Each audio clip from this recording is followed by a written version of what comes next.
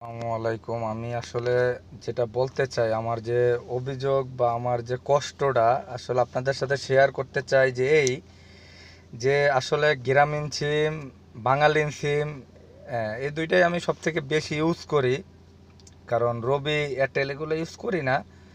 আজকে 2 বছর, 2.5 বছরের বেশি সম্ভবত আমি যে প্যাকেজটা থাকে গ্রামীণ বাঙালিংয়ের, প্রথম বাঙালিংয়ের প্যাকেজটা নিতাম যখন গ্রামীণের দাম বেশি থাকতে।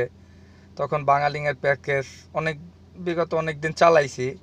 তো প্যাকেজটা ছিল এভাবে, দেখা গেছে 40 জিবি 1000 মিনিট, বা 30 জিবি 1200 মিনিট এরকমের থাকতে। তা আস্তে আস্তে যখন দেখতাম যে আবার এইগুলো 1 মাস চালাইলে পরে আবার দাম বাড়াইতে, তখন আমি আস্তে আস্তে আবার যেটা একটু দাম 50 টাকা বেশি লাগলে যেটা আবার মিনিট বেশি পাইতাম, এমবি বেশি পাইতাম, এই সব কিছু মিলেই আমি কিনতাম। তো এক সময় আমি দেখা গেছে যে আপনার করছি, দেখা গেছে ঠিক আছে অনেকদিন বাঙালিং চালাইছি, দাম বেশি, তা দেখি গ্রামীণ নেই। তা যখন গ্রামীণের 1600 মিনিট 50 জিবি, চিন্তা করলাম যে দোকানে চায় 1000 টাকা, তাই আমার একটা ভাই আছে, ওনার কাছ থেকে আনলে একটু কমে আনা যায়, 750 টাকা 800 টাকা, মানে যখন যেটা দাম থাকে ওনারা কীভাবে হয়তো যেন দে। তা আমি চিন্তা করতাম দোকানের থেকে তো এখানে 200-250 টাকা কম পাই, তাই এখান থেকেই তো কেনা ভালো। নাহলে আমি যদি মাসে মিনিট কিনি তাহলে দেখা গেছে আমার 1500 টাকা লাগে। মিনিট কিনলে তেমন চান হয় না, অল্প অল্প কিনলে 130 মিনিট কিনলে 99 টাকা লাগে। কিন্তু এই জন্য আমি প্যাকেজটা নিলে আমি এমবিটাও পাই, তারপরে আপনার পাই, মিনিটও পাই, দুইটাই পাই। তা আমার দেখা গেছে মাসে চলতে ভালো হয়। তা আমি প্রত্যেক মাসে দেখা গেছে 750-800 টাকা দিয়ে 1500-1600 মিনিট যদি কিনি আর 50 জিবি কিনি, তা আমার মাসে থাকে দেখা গেছে 25 জিবি 30 জিবি আমি চালাই, আর মিনিট হয়তো 1000-1200 মিনিট এভাবে চালাই। আর দেখা গেছে যে 400-500 মিনিট করে থাকে। তো আমি 4 মাস 5 মাসে আমার দেখা গেছে যদি এইটার ম্যাথ নির্ধারিত কোনো ম্যাথ না থাকে, তাহলে আমার দেখা গেছে যে 5 মাস বললে আমি আবার আগামী 4 মাস চালাইতে পারি।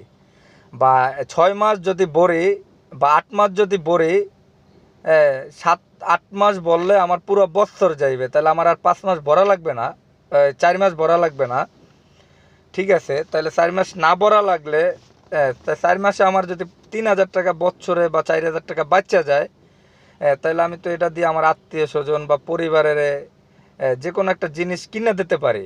বা যদি আমার মার জন্য যদি 4টা কাপড়ও কিনি 750-700 টাকা করে দিয়া, আমার মা তো 4টা কাপড় দিলে, গ্রামের মানুষ আমরা, কারণ সারা বছর চলে যায়।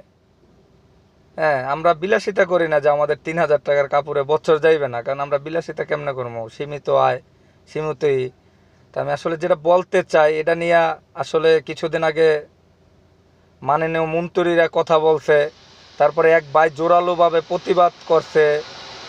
আসলে এটা যারা দায়িত্বে আছে তারা এটা চোখে আনা উচিত, তারা এই দায়িত্ব নিয়ে এটা আসলে বন্ধ করা উচিত যে ভাই, কাস্টমারের টাকা, কাস্টমারের মিনিট, কাস্টমারের এমবি, ও 1 বছর বয়ে না চালাক, 10 বছর চালাক, আসলে ওর সিমটার রানিং আছে কি না, বা ওর সিমটার টাকা ইউজ করে কি না বা চালায় কি না, এটা ফলো করো। যদি কেউ টানা 1 বছর না চালায়, তাহলে তুমি যেটা ব্যবস্থা নেওয়ার নাও, সমস্যা নাই। কিন্তু যে রানিং সিম, যে প্রত্যেক নিয়ত যে টাকা ইউজ করতেছে, সমস্যা কি ভাই?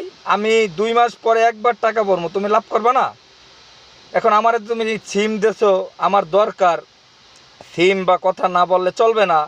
এখন যদি তুমি আমার চাপাইয়াও দাও যে আসলে টাকা প্রত্যেক মাসেই ভরতে হইবে, নির্ধারিত সময় না বললে ম্যাথ চলে যাইবে, কে ভাই? এগুলো আমি আশা করি আসলে সবার যারা দায়িত্বে আছে, যারা এগুলো কথা বললে আসলে কার্যকারী হবে, আসলে তারা তারা কথা বলবেন। আমি আমি মনে করি তারা কথা বলবেন, তারা কথা বললে আসলে বন্ধ করবেন, কারণ এগুলো বন্ধ করার দরকার।